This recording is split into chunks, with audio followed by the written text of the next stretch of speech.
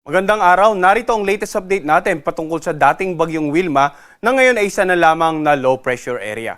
So dito sa latest satellite image natin, mapapansin po natin na halos humalo na dito sa shear line ang dating tropical depression na si Wilma at kanina nga alas 8 ng umaga, naging ganap na low pressure area na lamang to at ngayong alas 10 naman ng umaga, ito ay tinatayang nandito sa may bandang Kataingan, Masbate. So dahil nga naging low pressure area na lamang ang Wilma, ay wala na pong nakataas na wind signal sa anumang bahagi ng ating bansa. Subalit, mapapansin po natin yung makapal na ulap na dala ng shear line ay ilang araw na rin tumatama sa kanlur or sa silangang bahagi nga ng Luzon at ilang bahagi nga ng Eastern Visayas. Kaya mayroon pa rin po tayong weather advisory o yung babala patungkol sa ulan na dala nga naman ng shear line.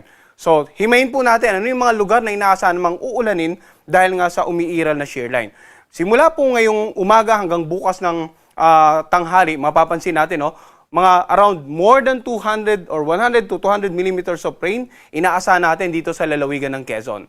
Samantala yung mga lugar na naka-highlight ng yellow dito sa Kabikulan, ilang bahagi ng Kabikulan, ilang bahagi ng Southern Luzon at maging dito sa may bandang Cagayan, Isabela or rather Isabela at Aurora area, inaasahan po natin yung around 50 to 100 millimeters of rain.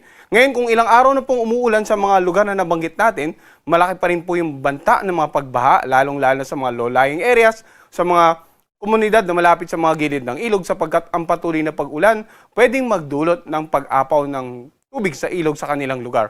Or maaari namang yung mapag-ulan sa mga karatig lalawigan ay maging dahilan na kung umapaw yung ilog doon at yung nagkataon yung outflow ay papunta po sa inyong lugar. Kaya dapat maging alerto po tayo. Pagguho ng lupa, lalong-lalo po sa mga areas na malapit sa mga paanan na bundok na kung ilang araw na rin pong nakakaranas sa pag-ulan. Sapagkat any additional rains kung halimbawa 2 to 3 days na pong umuulan sa inyong lugar at magkakaroon pa kahit light to moderate or moderate to heavy rains ay posible nang maging sobrang lambot ng kalupaan at maging sanhi nga po ng mga biglaang pagguho ng lupa.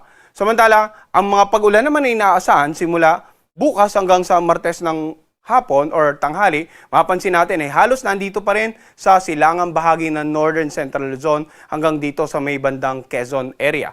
Sa darating naman na Martes ng tanghali hanggang Miyerkules ng tanghali, inaasahan po natin yung mga pag-ulan dito pa rin sa nakararaming bahagi ng Northern Luzon at maging dito sa lalawigan ng Aurora. So kung mapapansin natin yung pattern, in the next 2 to 3 days, mananatili po halos ang concentration ng pag-ulan dito nga sa silangang bahagi ng Northern and Central Luzon at ilang bahagi ng Southern Luzon area.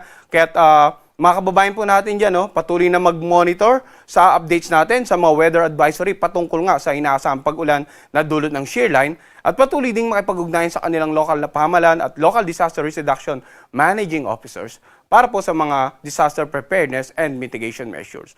Samantala dahil naman sa umiiral na amihan or northeast monsoon, may mga pagbugso tayo ng hangin inaasahan ngayong araw, nakararaming bahagi ng Luzon, sa Visayas at sa Zamboanga Peninsula. Samantala, bukas naman hanggang sa darating na Martes, asahan natin ang pag-ulan sa nakararaming bahagi ng Luzon. Ang amihan po bukod sa malamig na hangin, may dala rin tong may kalakasang hangin, kung kaya't ang epekto naman ito sa mga bahaging karagatan, meron po tayong nakataas na gale warning, simula po dito sa dulong hilagang Luzon, from the Batanes, Babuyan Island, all the way patungo dito sa may bandang northern tsaka eastern seaboard ng Catanduanes, ay inaasahan po nating magiging maalon hanggang sa napakaalon.